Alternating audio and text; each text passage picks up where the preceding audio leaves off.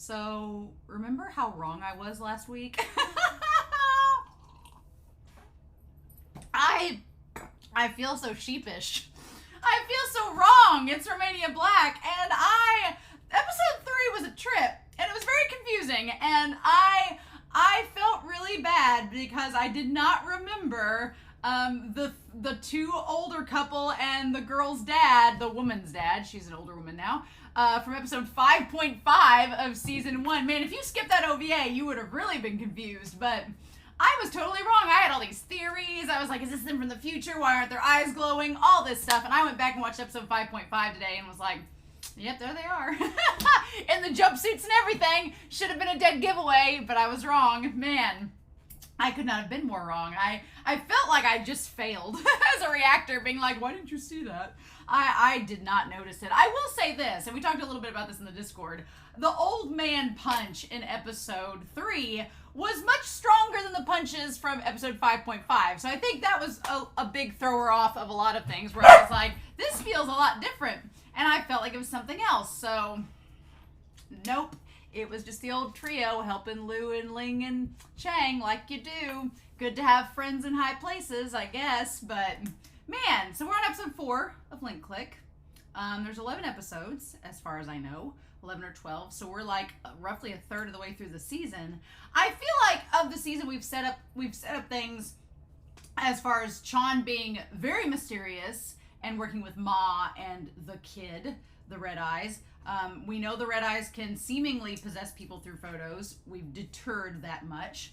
But as far as what Qian can do, if Qian has any powers, we don't know. We don't know about Ma. We've not seen Ma's. We've seen Ma's eyes open like once or twice, but they seem more like the Ling character. If anybody's working together, it's Qian and the Red Eyes.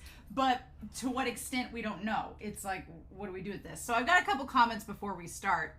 Anime Annie found an alternate translation for the photo that Lou has at the end that says, I can't live without you, good brother. Lou possibly being related to this little kid is terrifying and interesting, and I don't know what to do with it. And I'm like, is it brother in a sense of biologically? Is it brother in a sense of powers? Are these powers passed down through people over the years? We don't know. That's the big question, right? Are the powers passed down from person to person throughout the years? It's just like an ethereal presence. We don't know. Alexander Q says that the dad is interesting because Alexander Q pointed out that last season the dad seemed to care a lot about Lu Min, the one that died in episode 1. They seemed to care a lot about them, and then in this weird turnaround, they no longer care about them. They want to just care about where their possessions go. And then in the last episode, they seem to care about their son at the funeral. So what is it? Which is it? What? The dad is very confusing. Like, does he care about his son? Does he not care about his son? He cares about the brother. We know that. Very curious. And I remember Wushin Suibian was noting that maybe the woman that slapped Emma, the wife of the boss that slapped Emma in season 1, could that have been Lou's mom? But I think we determined she was just a little bit different. She had the red hair and everything, but like there was a mole placement that was different. This series is going to make me question every single episode from both seasons going into this, and what do we do with that?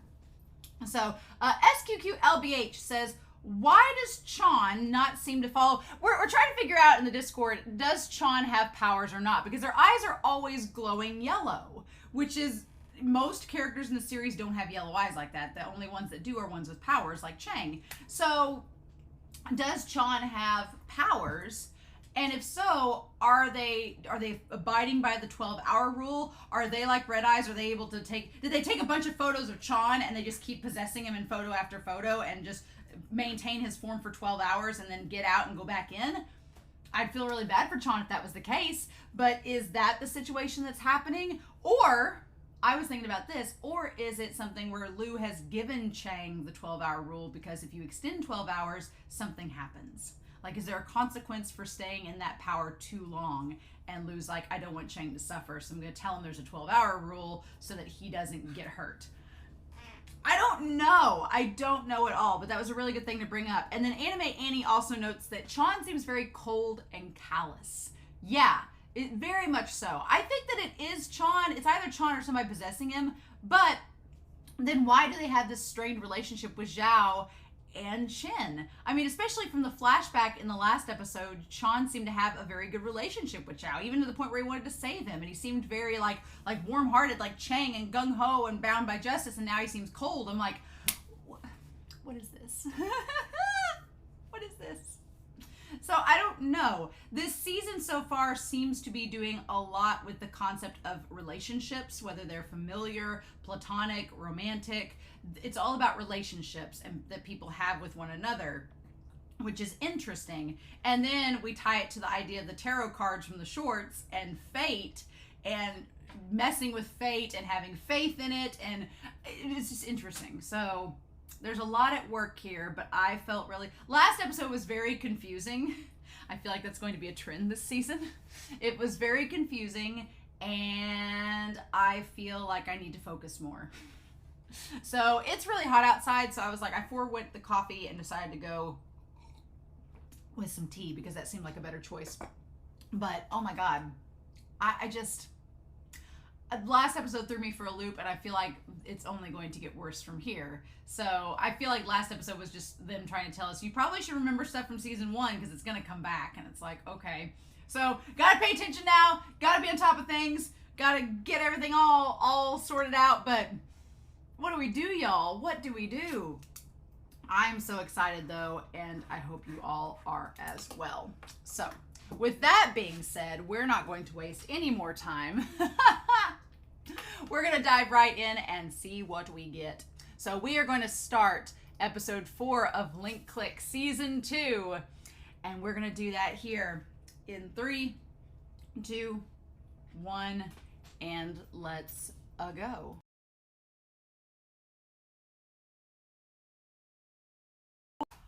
Well, I felt a lot more confident about this episode. This episode was a lot more, as much mystery and things are being set up and questions are being set up. As Ling says, there's too many clues. Too many clues, not enough leads. I felt like this episode was a lot better to follow. I was like, last episode, it was like it almost felt like last episode was trying to create more mystery than it needed. And it was like, some of the mysteries were red herrings, like with the couple, right? So in this episode, I'm so fascinated by Qian, and XiXi seems to be the kid. XiXi is the kid, but why do they want to talk to Cheng? Like, what's the deal? I have so many questions. So I'm like, does XiXi blame Cheng for what happened to their mom? I've got to take care of is the good brother that they're talking about Cheng? Is that what it's referring to? Like, oh, I gotta take care of my good brother that messed with the past where they shouldn't have been meddling. We don't know exactly when this photo was taken. That's the problem. We think that it was 3 years ago. We think possibly 3 years ago. So had they been spending all this time trying to track Cheng and them down to get revenge? Like, let's bring this down, okay? So we have the idea. I'm gonna put XiXi up here of XiXi. I think that they are the Red Eyes. I'm pretty sure. The question, of course, is they had red eyes in the photo, right? They had red eyes in the photo. So was it a power unawakened? We don't know. Or the question is, was it a power unawakened, or were they not using the power until they were taken over? But here's the weird thing, right? Here's the weird thing. They gave the photo to Lu to have this happen. So they wanted Cheng and them to go back in the past and use the power, right? Was it to stop the murder? To change the past? Did they give the photo to try and change the past using Cheng? Is that the sense that they wanted to try to save their mom by having Cheng use the power to go back and change the past? That is a question. Like, why? Otherwise, why do it? Like, why would you get revenge on somebody for something you caused, right? Or are they mad because Cheng didn't change the past and they ended up losing their parent, and they're like, why didn't you change the past? And then Cheng's like, well, we're not supposed to do that. So when you talk about that, when you talk about Qian, and Qian's whole deal, because I'm very fascinated about that. And I want to put Lu on here as well. I like that I forget that Chow didn't know about their powers until this episode. I thought Chow was on the up and up. I thought they knew. I thought they were like, they had heard about it and that's why they were going to Cheng and Yao or Cheng and Lu. I thought that was a thing. But no. And now he knows, right? Now the officer knows, which would make, I think that Qian has powers. I think he does. I think that Chow, who just didn't even know about Lu and Cheng's power until 2 seconds ago, I think Qian has powers. I think they're similar to Lu's. I'm very curious about them, so we need to go back to that. But this is interesting. The idea of the very beginning where Qian and the dad are sitting there with the whiskey on ice and everything, and the woman's like, how could they schedule men's memorial the same time as that police officers?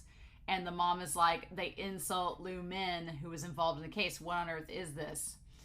And I like that the dad is wonderfully sexist. He's like, you're a woman, you don't need to know. Get out and back into the kitchen. And it's like, okay, cool. I really don't like the dad's character. He's really awful, and I don't feel for him. The thing that's interesting is, like, why is Qian using them? What is the deal? And she says, you got slapped for my husband. I'm so sorry. And he's like, oh, we take, we give. I was like, ooh. So that line, we take, we give. That seems like a line. He and Lu seem like they're connected. I'm like, what's the deal? Like, is he talking about the idea of the powers? We take and we give the powers. Because at this point, we believe that Lu has had his powers for a while. Now, they do a lot of little tiny subtle things this episode, being like, Lu's just more mature mentally, and he like treats Cheng like a child sometimes. And I'm like, is Lu actually like 800 years old? No, I don't know. Lu, the whole theory of Lu being like older than he appears is very possible. Or is it the idea that these powers are kind of like transcendent, that they just pass on from person to person, but the power itself is ancient, and then whenever they inhabit somebody, that person gains that personality? I don't know, right? But is Qian talking about the powers in that we give and we take? He says a lot of cryptic things that I'm like, And he's like, it's what it should be. Okay, it is what it should be. So, interesting. So, it is what it should be. Meaning that, is Qian going to be telling Lu, being like, you need to like let the powers go on to the next person, stop using them? I don't know. So then the dad says, he's like, it was you being investigated at first, and now it's Lu Min. He's like, obviously someone wants to mess with me.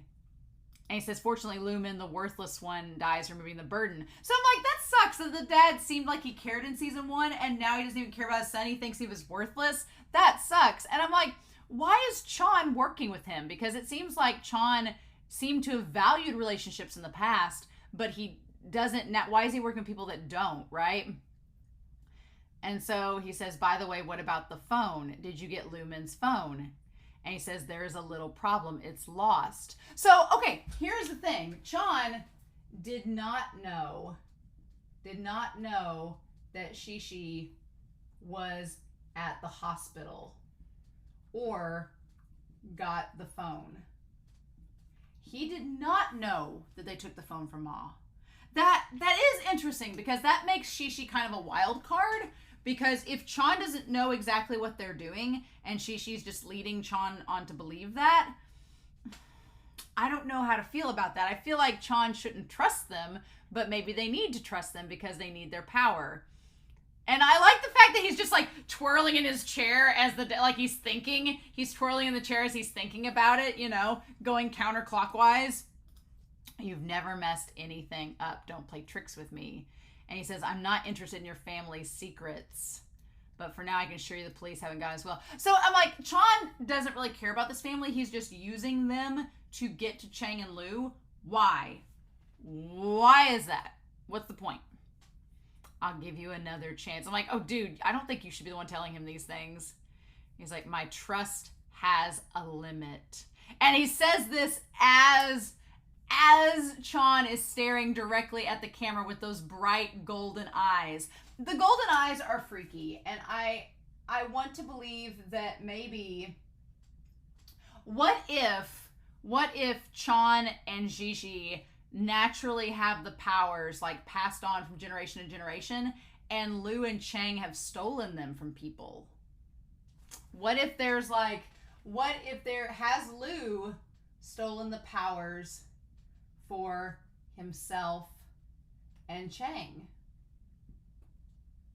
I'm like, the fact that XiXi's eyes are always red, the fact that Chan's eyes are always golden, and they're the only characters right now in the series that have weird colored eyes, is that a sign that they always have these powers turned on all the time? Is that the case?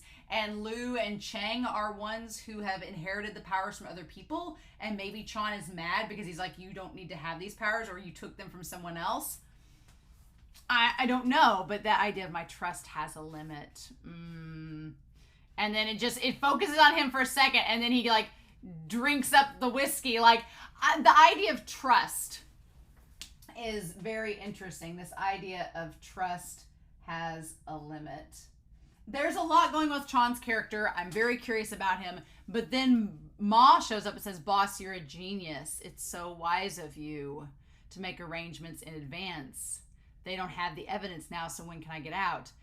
And he's like, wait until and he says, wait, what arrangements? Yeah, it's almost like Qian was just like, you moron, wait, what did you just say? Like, that's when he figures out that the phone was taken away. And so he leans in to tell him, he's like, you asked that person to be there to take the phone away, didn't you?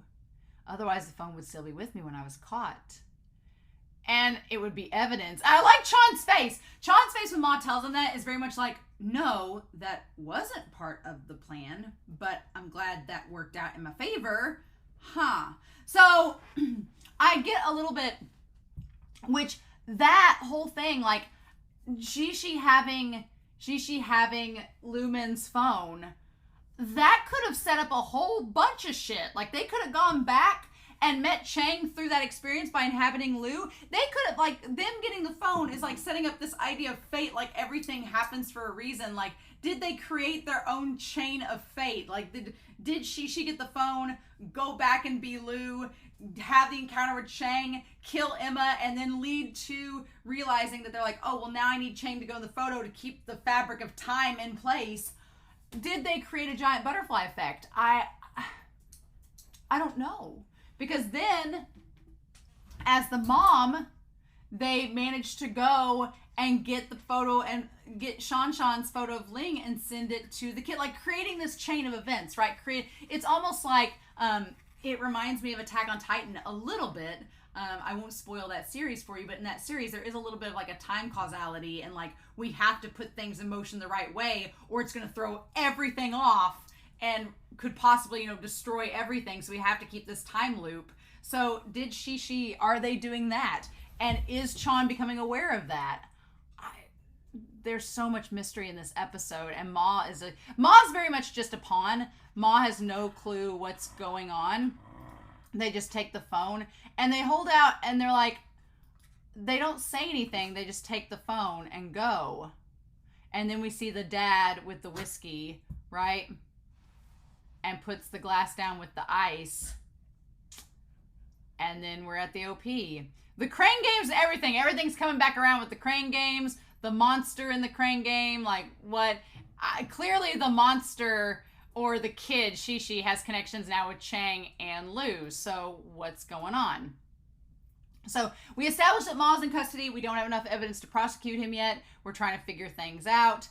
We see they basically touch base with the mom. With Chen's wife, I'm glad she's doing okay. I'm still worried about her. I'm like, she seems like she's possibly, still horribly affected by all of this. But we established that she recognizes Ma. Why would they want to frame Chen? Aren't they related to Captain Qian? Like, why would they want to do this? And so then they ask, like, okay, so there's no further action after this. Maybe he finds out he's exposed and decides to lay low for a while. But I'm like, I want to know about Qian. Like, what is his character like? And okay, I'm just going to say, whenever Chow is like, oh, the one with superpowers couldn't be Qian Jin.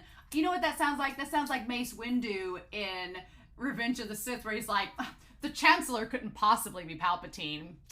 Count Dooku couldn't be a Sith. It's not in his nature. I'm like, I'm going to call BS right now. And say no, because we get the flashback, right? From Chon's perspective for a hot second.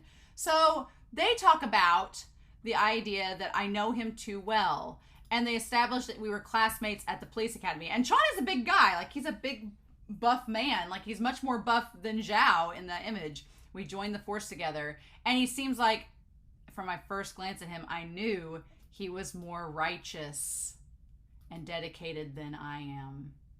So, I'm just going to point this out there. More righteous and dedicated. I'm just going to point this out. There's another series I'm watching at this exact same time that features a dark-haired character who appears to be very righteous and very morally obligated and following the straight and narrow and doing the right thing, but they're constantly being tested by what they consider to be right by societal standards, and then they end up breaking away from the authority that they were within to go form their own authority separate and go freelance and go rogue on their own. I'm just saying, Chon may be ghetto. I'm just saying, Chon may be ghetto in this series. Maybe, if you know what I'm talking about. And he says, we solved many cases together. And we see that, the thing about it is that Chon seems to be a very formidable person. They're a big guy, they're muscular, they have seemingly police experience, and he seems like he's willing to use force. If he had that power, he wouldn't have risked his life and suffered so many injuries. Well, we don't know that, because as Lou points out, you know, you got to be careful using your powers. Maybe he just didn't want to use them. Maybe he didn't want to use them because he knew the effects that they could have and didn't want to risk it, right? Because Chow has no clue what those effects are until he talks later with the others about the butterfly effect. So it is very possible he could have had those powers this whole time. We were separated later and assigned to different cases with new colleagues. So Zhao was like this, righteous and dedicated, and then he was separated from Zhao and given a new colleague. Now, could he have gotten the power from the new colleague? Could be. Could the new colleague have had powers like Lou? And because on the screen, you see the two computer screens, you see one screen has blue light, one screen has yellow light. I'm just saying, could he have met somebody with Lou's power and he gave him the powers like Cheng has? And then that person ended up giving the power to Lou, and then what do? Did Lou end up taking the power from Chon and giving it to Cheng? Unsuspectingly, I don't know. We gradually lost contact until one day. And he says, Zhu, take a nap in the car for a while and I'll drive. Tell me the address of the crime scene. And then so the new partner, maybe the new partner isn't having the power that Lou has, but he says they go to this other location and it's his home, right? And he stops. And that's when he's like, which would be terrifying if you suddenly stopped and you realized the location of the crime scene was your home. Like, that would be like, how did you not know ahead of time? And then, yeah, him going into the house. Now, here's the thing. He goes into the house and we see him looking into the house, and it looks like the same format that Lou looked at when he had that beginning, like when he was seeing things at the beginning while he was being stabbed, right? It's the same style. So the question is this an animation stylistic choice, or is it related to the powers? And he has powers just like Lou does. I'm just saying.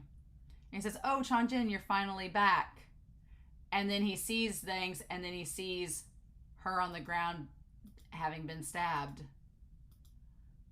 There was a burglary, and the burglar didn't hesitate to attack, but she was pregnant and she died. He's like, Captain Chon, what's wrong? And then Zhao shows up, and it's his wife. He says, all of you get out. Like, he realized immediately what happened. I mean, I feel for Chon because, yeah, showing up at your house and your wife and your unborn child are dead. Yeah, and maybe that means he had, like, envy and jealousy towards Qian and his wife and his child. Maybe that's why he was able to commit the crime. But you would think that Qian wouldn't be so petty, because you would think he'd want Chen to be happy like he could have been, but maybe he was jealous. Maybe he was mad that he got to have that life, and he says, I didn't know until I got there the victim was his wife. Yep, and that's why they assigned me to take over the case. And then we see Qian doing like the like Crollo Hunter Hunter-esque, like doing this orchestra, this conductor movement. I'm surprised the driver isn't just like, you okay back there? Like, Qian's a little off his rocker, and I don't blame him if this is what happened, right? His wife was pregnant when she died. It was a double tragedy. And they said, was the criminal caught? And he says, yeah, he was caught before long, but due to a lack of evidence, he managed to escape the legal punishment in the end. Which explains why he became a lawyer. He became a lawyer and left the force because he wanted to stop people from getting away from crimes. He became a prosecutor, right? To stop people from, getting away with crimes like this. But then why kill Chen? That's the question. Like, part of his origin story here makes sense. Like, he lost his wife and child. He felt like, the police authority the system let him down. So he decided to quit and become his own lawyer. But did he take revenge and kill the guy? Is that the case? And we see him like, and the way that he's acting like a conductor in this scene, yeah, I fully believe that he killed that man. Just half a year after he was acquitted, he was found dead at his home with a suicide note, confessing to his crime and burglary and murdering. And people started gossiping and suspected Qian Jin killed him for revenge. As he's sitting there, like, this idea that everyone gossips saying that Qian killed him is juxtaposed next to him laughing maniacally and acting quite insane. So, And then he left the police force and started his own law firm. And that was the end of it. And we lost touch for several years after that. So it's been several years. Okay, so it has been years. It has been several years since that happened. Well, a lot can happen in several years. So Qian's story makes a bit more sense. The question is, like, why Chen? Why? You would think you'd want to protect someone. You would think that as a lawyer, if you quit the authority to get your own law firm to stop tragedies like this happening in the future, why are you creating one? What's the deal? What's the point? And so that's when we have the number, right? 1-848-975-497. And so he's like, well, how about it? Yeah. Have you found him? Now, how they communicate when this person's supposedly mute is beyond me. Because they're laughing. You're a madman. This plan is risky.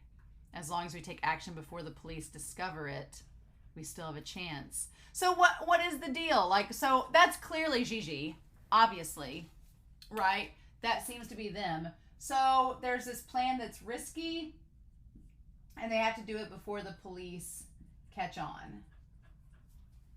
To what purpose? What's the point? I mean, I feel like they know about Liu and Cheng at this point, so what is the deal? Why? What is happening? What is your plan? And why are they working together? That is the question. Okay, go find more people in case of unexpected needs. Like, yeah, what are these more people? What is happening? And like, that's when they ask Liu about the photo. And he points it out, and he's like, I was kind of worried because this seems weird. Now, the good brother, the kid on the back, there's a person with pigtails, and then there's somebody with short pink hair that would seem to be the brother. Take care of my good brother. This is a very interesting question, because it's like, is there a brother, or is it a figurative brother? Is Cheng the figurative brother? Are they telling them to take care? Did Cheng write on the photo asking that person to take care of Liu? Or did the kid XiXi write on the photo to take care of Cheng? What is happening? Why haven't they killed Liu? What's going on?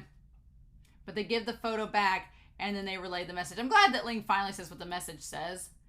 And so they do their powers, they do their thing, they go back in the past. Obviously, they're like, we can't change the past, but you also said that the future will change because of us, so we can make it better. Okay. And And so they go back and we find out that this person's a mute. But they clearly are able to talk. Maybe that's just Cheng's power making them able to talk. I don't like Ling's sweater because the cutout makes me think she's going to get stabbed. I don't like that at all. I'm like, please don't wear clothing that makes me think you might be bodily injured. And so that's when we find out about the fact that the person... It all makes sense going back to season 1 because what they did was that whoever was doing... So here's the thing. Whoever was involved with Shan Shan had a picture of Ling on her phone. She ran into Lu, who used the photo to possess Ling. Now the question is, there's a big, like, why is this all happening? Why is this all being created? What is the point of all of this? Are they just setting everything up and creating a chain of fate? What is happening? Because, and then they stabbed Lu. So, this is the weird part. They met Shan Shan as Lu Min, got the picture of the photo of Ling, but they sent the photo of Ling to the dead mom's phone, which I am assuming is maybe the one that XiXi has. XiXi has the phone of the dead mom. That would make sense. And then XiXi was able to possess Ling, right? But, okay, here's the thing. If the whole thing was stabbing Lu, why, when you went back to the hospital and you had a chance to stab him again and kill him this time, why didn't you do it? What's the point? Why didn't you finish the job? Why did you stab him to get him in the hospital when you didn't finish the job? Because it seemed like Ma and his men were going to hurt Cheng and Ling, so why didn't you finish the job? Why send them back in time unless you needed to, like, close a loop? You needed them to get the photo to go back so that they could get XiXi's phone, so XiXi could get her mom's phone to make all of this happen. But what's the point? So why? Why? It's so bizarre to me, right? And they're like, okay, they go to the doctor's office. What's interesting, the doctor, like, sensing the pulse and telling that Cheng, they could tell that Cheng was inside of XiXi by the pulse, that saying that it was a man instead of a woman inside. I feel like that seems like such a throwaway moment, but I feel like they're going to bring it back somehow. Maybe they'll take the pulse of XiXi again and have the same conclusion, somebody's possessing them and it's the Red Eyes, or XiXi is the Red Eyes. Whatever. So we established that XiXi's been given medication to try and help them to speak or feel calm enough to speak, to, like, lower their anxiety, to do something. But at first you don't think that, like, him saying the one word has a huge effect, that she was going to take her to the doctor anyway. The doctor was still going to say that, well, let's just keep using the medicine. And they're like, oh, well, they'll soon recover with stronger energy and blood. And the mom's really happy about that.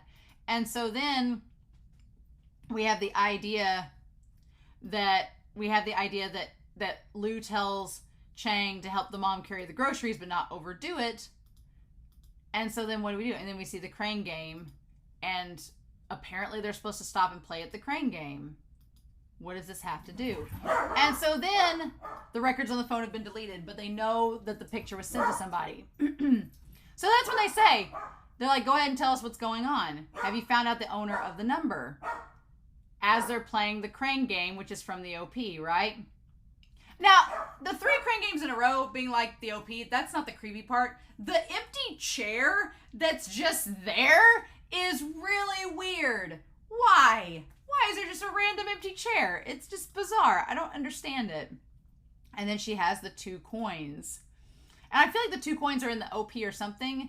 And, like, come on, XiXi, just get the toy. So I'm like, do they need to go back and get the toy so that they can get out of there before the guy tries to, like, hurt the mom? It seems like the guy's gonna, like, stab the mom. Like, that's what it feels like is going to happen, right? That's what it feels like, that they keep playing and then this creepy person shows up. So then the people, I like this lady that looks like Meryl from Trigun that's just sitting there at the office giving him all the details at the end.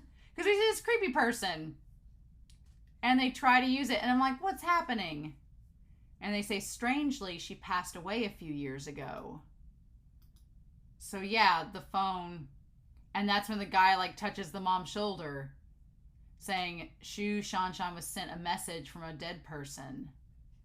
Yes, the information is provided by the communication company. I even double checked it. Okay, so yeah, which she could have the phone, right? Who is Liu Lan. So Liu Lan. Okay, now Liu Lan, is that the same like surname as Min? Are they related? Are they relatives? What? What is happening? Are they related? I want to go back, or is it spelled a different way? And they say, Zhao, there's another tricky issue. You need to come back as soon as possible. And the kid turned themselves in, the person that claims to be connected to all the cases. And they said, I'm like, how did they interrogate them if this person is a mute? They're like, tell us everything you know.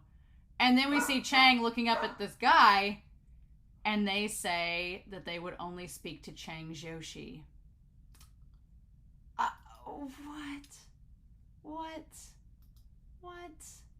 What is happening? What is going on? I'm just like, what is going on? So, okay, what about the phone? What do they say here? I'm like, I want to go back to the names because we have Min. I wanted them to say their name. Is it the same surname as Min, right? It was you, and then Liu Min. It's, yeah. So they're the same surname. So are they related? Is that why they're working on this case? Is the woman related to the wife? Because she has like red hair. So maybe they're related. I'm like, what?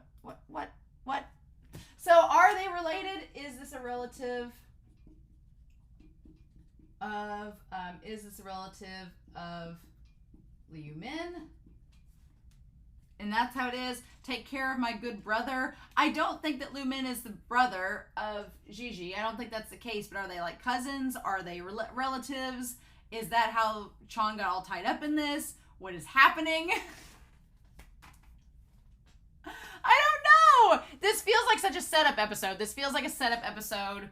Like it was setting up for the powers to be explained to Zhao so that he knows now. It's setting up stuff with Sean's character. It's setting up XiXi. It's setting up that Cheng is there. And the fact that XiXi wants to talk to Cheng is terrifying. What is going on? What? And the ED felt different. The ED felt different this time. I don't know if it felt delayed or off or something. It didn't feel right. So there's that. But I don't know, y'all. I don't know. All I know is that I definitely want to go to Discord and talk about this with patrons over on Patreon and see what they have to say about this. I look forward to your comments and seeing what we get out of them. But if Cheng meets up with this XiXi next episode and XiXi reveals that they're the one that killed Emma and Cheng has to deal with that, what are we going to do, y'all? So, in any case, I hope y'all have a wonderful week. Please stay safe, take care, and yeah, I'll be back very soon with more Link Click. Bye!